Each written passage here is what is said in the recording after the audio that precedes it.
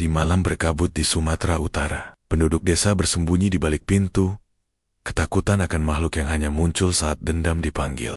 Pegu Ganja, setinggi pohon kelapa, mata merah menyala, mengintai di balik pepohonan, menunggu korbannya berikutnya. Sekali ia muncul, tak ada yang aman, dan malam itu, seseorang telah memanggilnya. Apa yang terjadi malam itu? Lihat kisah penuhnya di video ini.